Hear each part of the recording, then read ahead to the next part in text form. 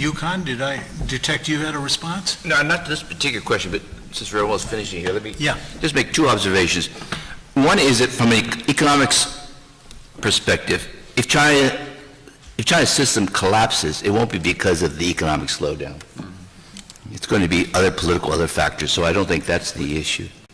The second point I would make is that there's always discussion about political liberalization, and they usually point to the Arab Spring or they look at Indonesia. And I think that's a mistake. If you're going to look at what's going to happen in China, look for rapidly growing economies with authoritarian regimes and ask what happened.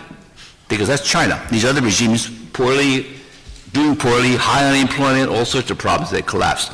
But look for successful developing countries with authoritarian regimes, and then you find, of course, there aren't very many. But there is two in the region, South Korea and Taiwan economy.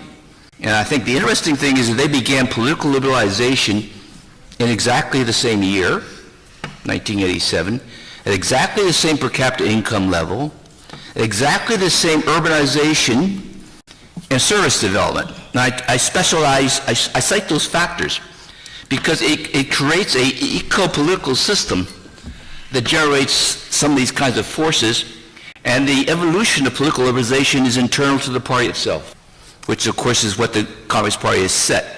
So I think we're actually looking quite often at the wrong kinds of possibilities to look at what's going to happen in China.